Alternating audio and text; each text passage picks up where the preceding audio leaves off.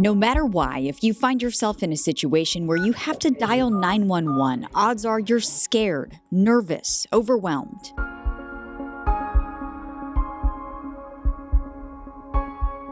Now imagine you're calling because you have a child with autism and you need help calming them down, but you aren't sure if the person who answers will understand. Now you're anxious about what's happening and about whether making the call will make it better or worse.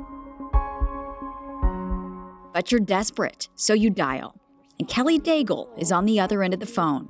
Kellie knows exactly how you feel. Those are really hard calls for me. I feel them all the way in my heart.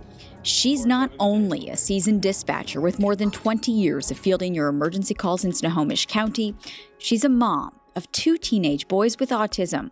Jordan. My oldest son is really electronic smart, loves computers. And Ian. I tell people all the time, it's really weird, but I'm lucky my kids are autistic. They don't go out, they don't go tag things, they don't get in trouble, they're not going to use drugs, they're not going to break into anything, but at the same time, they are really smart and funny, and they're a joy. Still, Kellie says, other people can find their behavior confusing, maybe even misinterpret their lack of eye contact or short answers to questions as defiant or dismissive. What if one of those other people is a police officer? Jordan would be pretty shut down.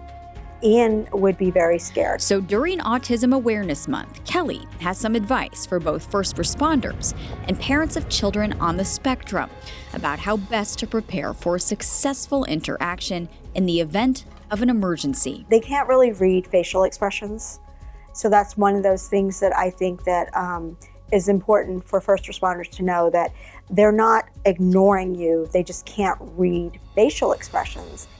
Voice inflections.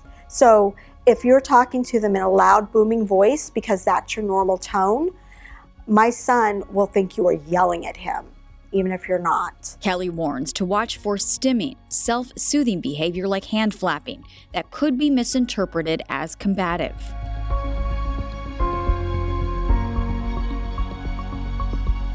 Just take a second and think, okay, maybe we have an autistic child, kind of lower your voice, approach gently, don't like rush up.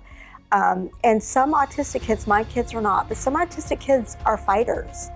And they're not mean and they're not bad. They don't know how else to express themselves. And that's what they're doing. They're scared and they're expressing themselves. Of course, parents can give Kellie or any other dispatcher that information over the phone, but there's an even easier way to ensure they already have it. Smart 911 is amazing.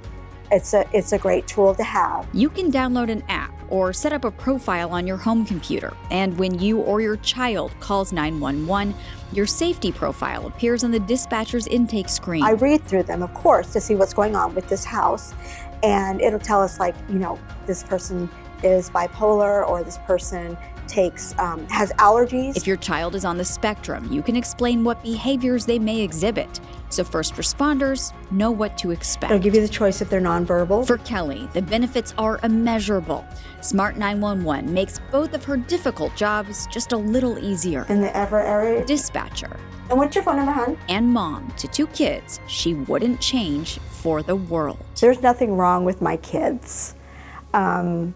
They're great and they're a little difficult, but my husband's great and a little difficult, so